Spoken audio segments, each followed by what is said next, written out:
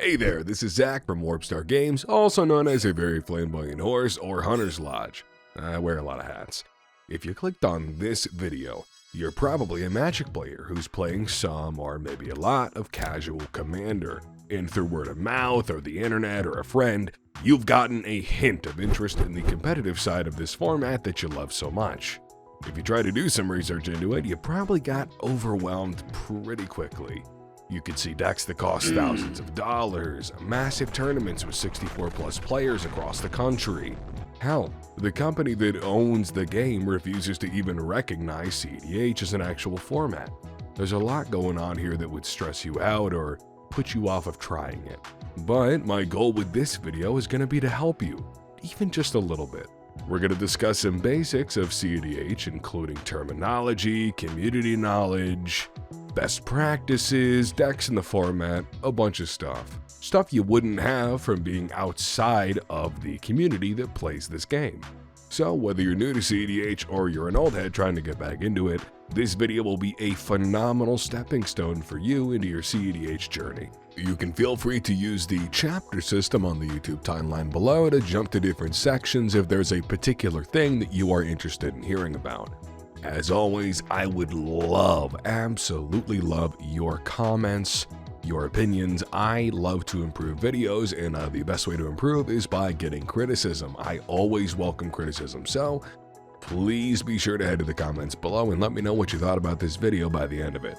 Like and subscribe for more, and I look forward to teaching you about cEDH today. Let's play.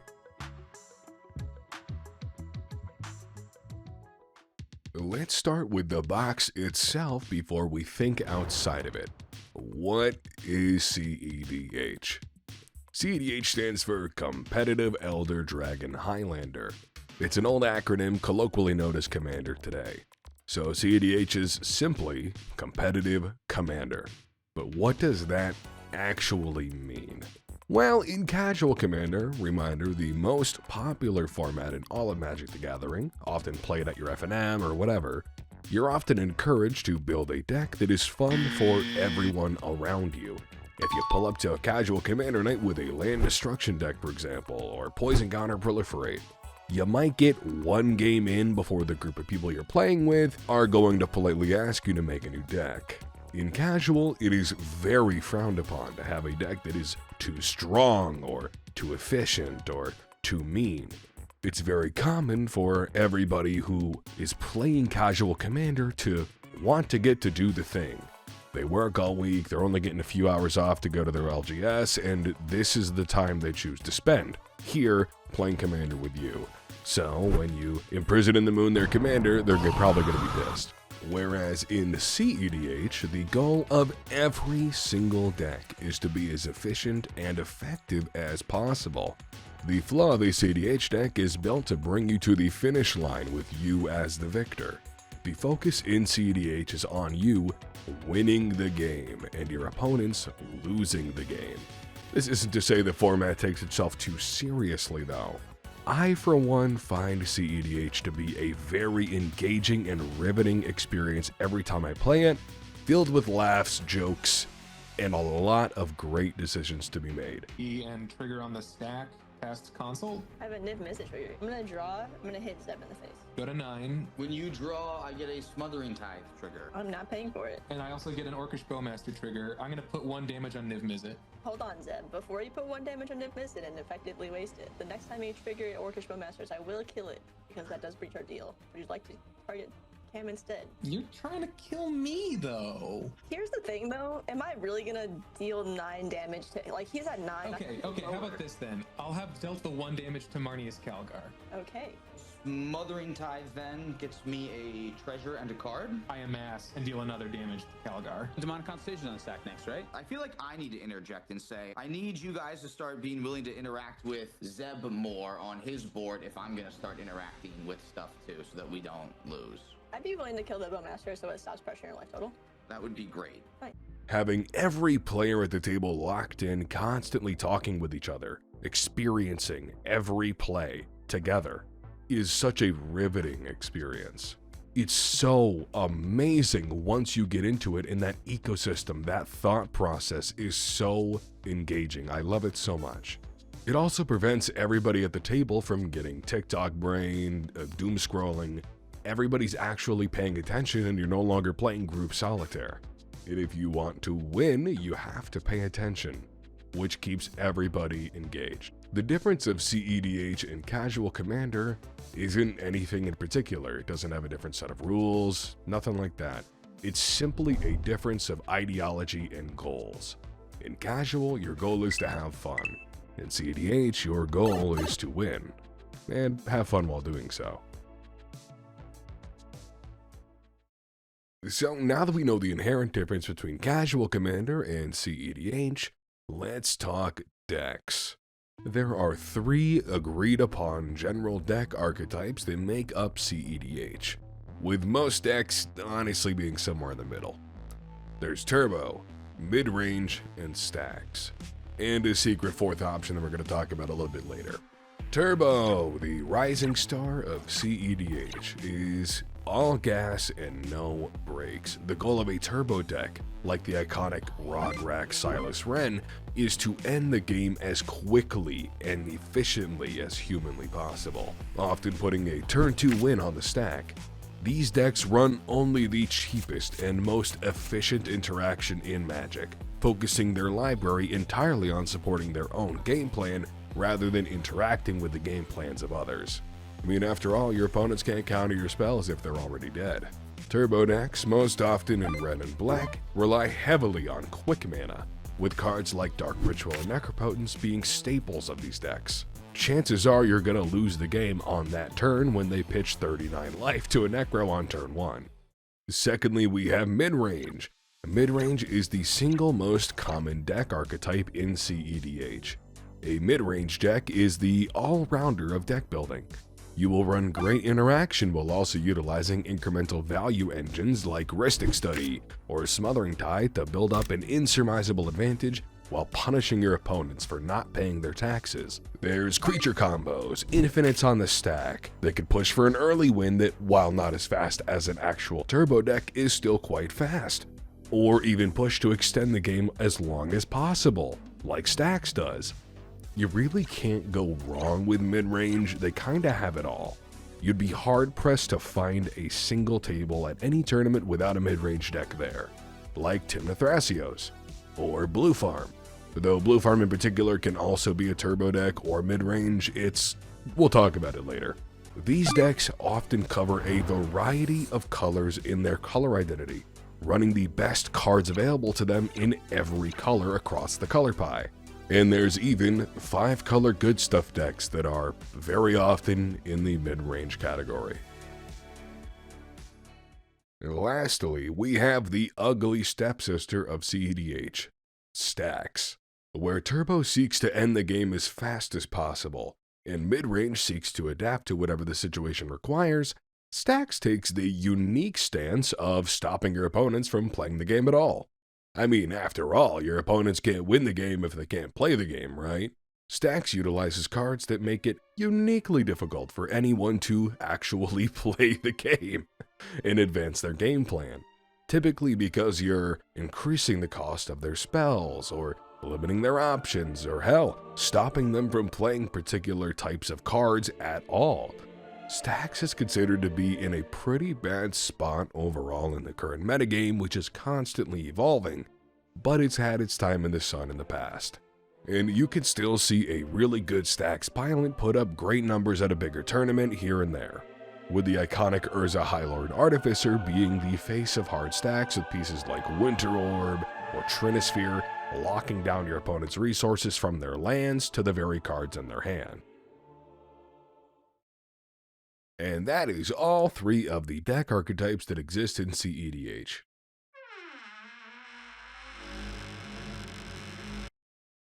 Okay. I did tell you there was a secret 4th option, and I'm going to talk about it briefly because it's a bit of a rising star and it's growing in popularity, but I don't think the numbers are quite there yet to consider it a whole archetype. The hidden 4th archetype for cEDH is lands. Decks like Lumra or the Wandering Minstrel seek to utilize very hard to interact with land combos to slowly grind out an infinite that kills their opponents without being able to be interacted with, because lands are notoriously hard to interact with. These decks are growing in popularity, but very often lose to fickle removal. I mean, you counter Lumra and the whole deck doesn't really work. So I'm not going to consider them an entire deck archetype yet, but they are on the rise, and we'll see where they end up in the coming year.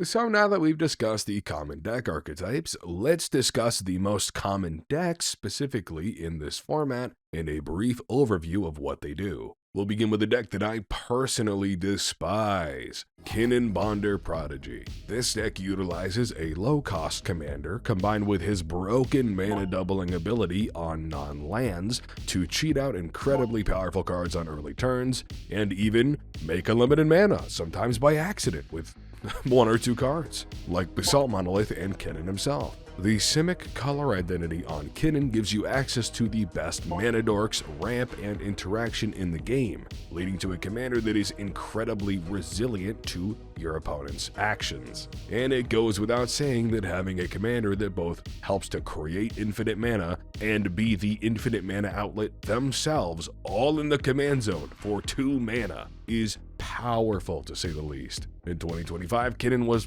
I believe, the second most successful deck statistically at larger tournaments, and I can see why.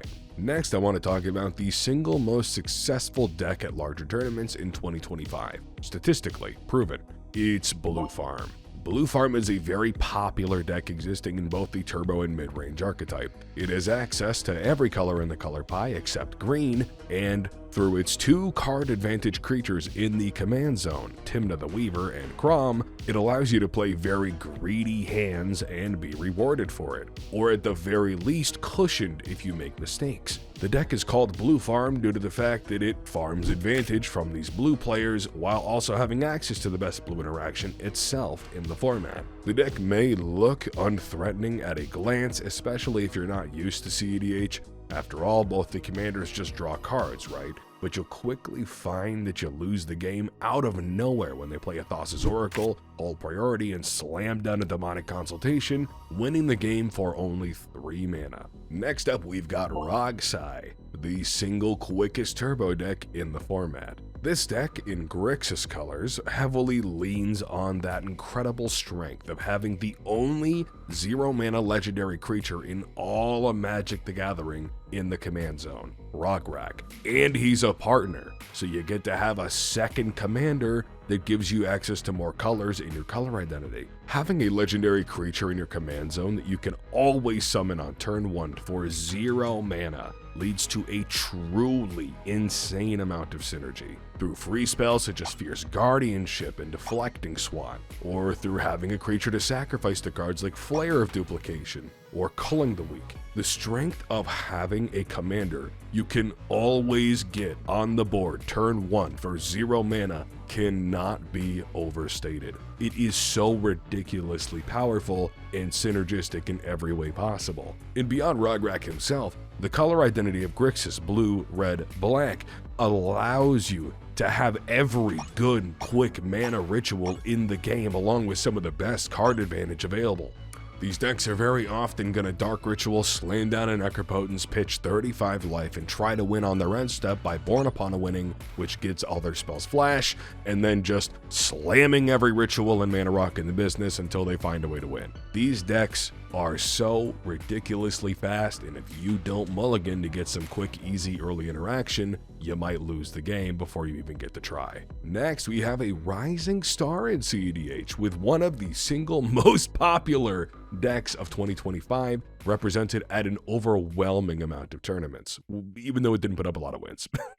We've got Atali Primal Conqueror. This deck is simultaneously Hydrogen Bomb versus Coughing Baby and a steaming bag of dog shit. They utilize every form of fast mana in Gruul, red and green, to try and just cheat out Chunky as quickly as humanly possible and see what cool cards they get to play for free from your decks. And they eventually win the game somehow. They'll flicker Atali, clone Atali, bounce Atali, They'll do anything they can to get as many free cards out of your deck as possible while exiling every land in between. I know the tone I'm taking with this deck might sound like I'm belittling the skill of it, but if you play at a table with an Atali player, I would know, I have one in my regular friend group, you're gonna get pretty irritated with it. The goal of the deck is to count to 7. It's reminiscent of Godo in years past, where you want Godo and Helm to have infinite combats and win, right? Well, with Atali, you need to count to 7, play Atali, get the ETB, and figure it out later. It is a deck that's only getting better as more cards are coming out, like with the new teasers for the Marvel set next year with World War Hulk. It's a grand enchantment that gets Atali out for 5 mana, so who knows where Atali's going to be in the coming years, but it is a powerful deck in its own right, and even though it has a terrible percentage of actually winning games, it has an increasingly overwhelming percentage of representation at tournaments. And there's still so many decks I could talk about. I mean, there's so many decks, dude. There's Kefka. You slam down Kefka, make everybody discard, get rid of their hands. You're drawing a bunch of cards the whole time. It's a blast. It's a lot of fun. It makes a lot of really interesting political situations at the table where everybody has to talk with each other while not giving away too much information to the Kefka player. It's a blast. There's the Wandering Minstrel with cool land combos. There's Lumra slamming down a bunch of lands, winning the game out of their graveyard. There's Terra, another 5-color good stuff. There's old heads like Tivit and Kenrith. There's Marnius, these Esper commanders that generate a bunch of mana and advantage and card advantage, lock you down with some light stacks pieces. There's so many options in the format, genuinely. If you head to EDH Top 16 and just start scrolling, you're gonna see so many commanders. And yes, the top 2 or 3 or 4, like Blue Farm, Kinnan, whatever, they're gonna have a billion representations across the globe on different tournaments, but that doesn't change the fact that you can go to any tournament and see a new deck you've never seen before. Everybody is constantly brewing a cEDH, trying to find the next thing that breaks the format, and it is encouraged to experiment with new decks. You might see the same commanders at the table, even across 4 people, but their decks are not similar at all.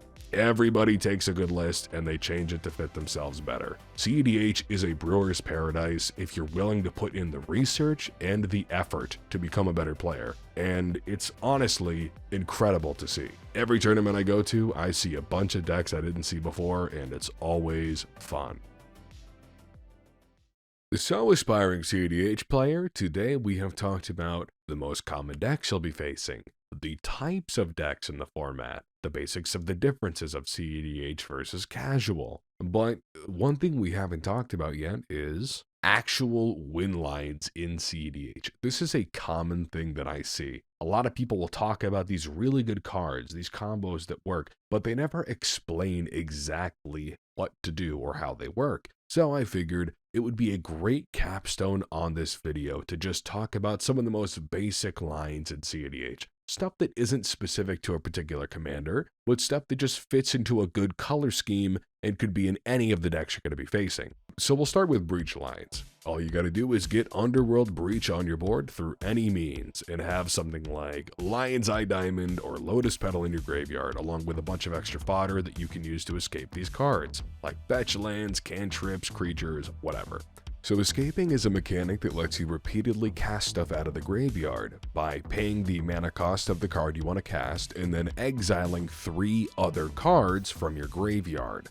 But escape is deceptively strong because the card you are escaping, say your Lion's Eye Diamond, does not get exiled. So through escaping something like Lion's Eye Diamond, which costs 0 mana and makes 3 mana by discarding your hand, you can float a bunch of mana from the LED and then cast something like Brain Freeze from your graveyard, targeting yourself, which allows you to mill multiple cards directly into your graveyard, which is now a second hand for you because of your Underworld Breach. You can then continuously escape the LED or the Lotus Petal and cast Brain Freeze on yourself whenever you need more cards so that you can continue to go through your entire deck.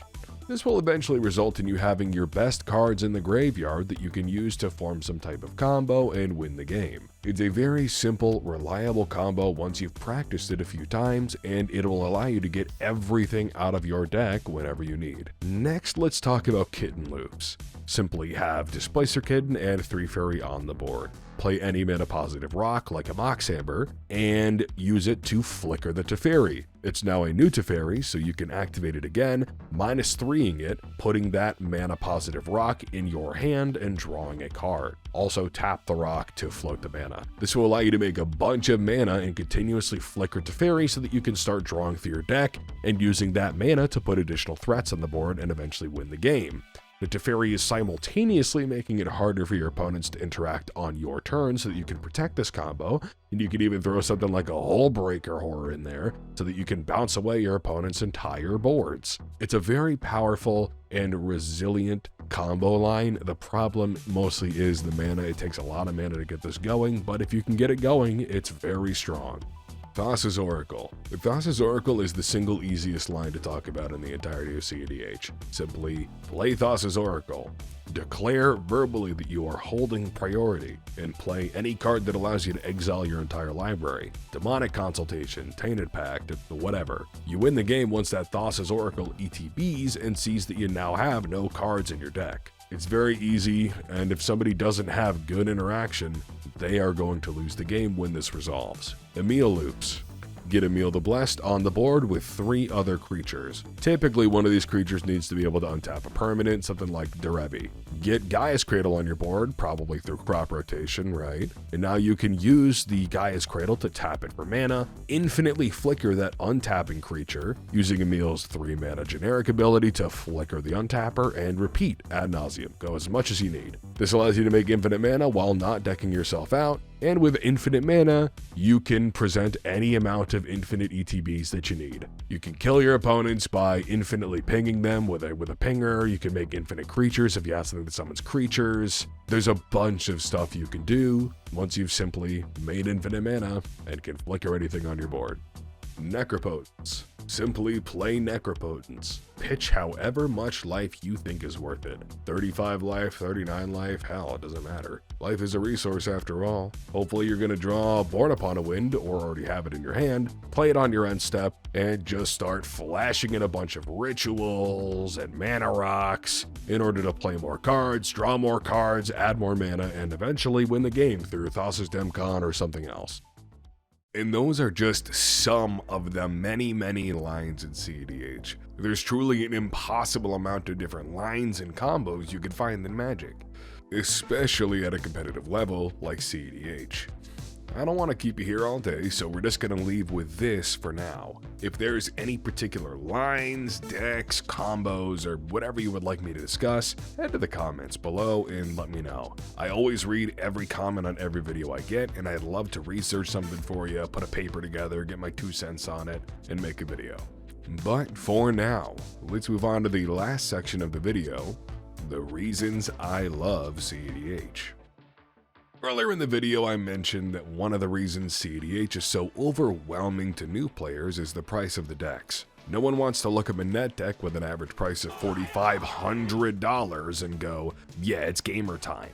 But you need to know that cEDH is the single most proxy-friendly format in Magic the Gathering. There's almost no one at a tournament that is going to actually own real copies of all these cards they play with, like Gaia's Cradle or Volcanic Island.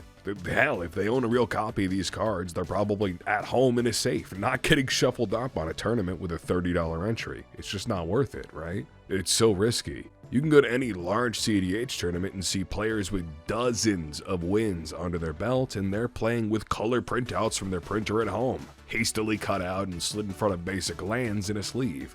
Arts and crafts. Proxies do not detract from the skill of a player. They are simply a means to an end. Every cEDH player understands that this format requires cards that are prohibitively expensive, and no one is going to look down on you for having proxies or altars. And even beyond the welcoming of proxies, there's so many other things I love about cEDH. For one, cEDH really is a brewing challenge. If you want to get into the format and see if you could be the one to crack it and discover some crazy shit, it's a real possibility. We get 7 standard sets a year now. With so many new cards coming in and so many old cards people have forgotten about, There's so many new brews that people are making. Every major deck and archetype we have now in the community, even the most popular and most played and most successful ones, were all brewed by multiple people over the course of years of playing cEDH. Hundreds of players all collaborating on lists, improving on the design of the previous architect and handing it off to the next person. It's a tightly knit community of supportive people that all want to help each other make their decks better. And while you will find an asshole once in a while, just like any game and any format you could ever play, a majority of people I've met at tournaments are eager and happy to discuss how the match went down after it's over, and how we all could have played better next time. I've always got someone asking for a deck tour so they can give me suggestions on what's worked for them. cEDH is truly a community format at the end of the day. And even if WotC won't recognize it as an official format, we do exist, and we exist together. I hop around the small tournament circuit in upstate New York, and I see a lot of the same folks at every tournament I go to. I've met a lot of friends and really cool people that immediately dap me up every time we happen to show up uncoordinated to the same tournaments. Every time. It's a very welcoming community if you're willing to take the first steps to meet everybody. So, ultimately players, I just want you to give cEDH a try. Even casually. I enjoy the higher power and efficiency of the format to the point where I will play it casually with friends. Yes, casually playing the competitive format. You heard that right. We'll take a break once in a while and play our bracket 1 meme decks, of course, but we put a lot of time into practicing and brewing cEDH, and it's always a great investment of our time, filled with laughs, inside jokes, and experiences we'll recount to other people 6 months from now. You need to give cEDH a try. It's a wealth of fun, and you won't regret it. Trust me. Thank you for watching my video. This is the first video of this new channel I made to promote my love for Magic and my business, Warpstar Games. I would love to talk about more Magic stuff, and even beyond cEDH. Magic news, cool brews, undervalued cards, tutorials, tournament breakdowns, whatever you would like, let me know below what you want to hear. I love Magic so much, and I love you for taking the time to not only watch the inaugural video for Warpstar Games, but to spend this time with me. Subscribe for more, like the video if you liked it, and let me know what I can improve for next time. I read every comment on every video. I will see your suggestions, and I will incorporate them if I can. And don't be afraid to check out my main channel, Hunter's Lodge, as well if you would like. I do non-Magic stuff over there, and some Magic stuff. But if you want to hear me yap about completely unrelated topics to this, you can get me over at Hunter's Lodge. But for now, I'm gonna leave it there. So thank you all so very much, and we'll see you next time, guys.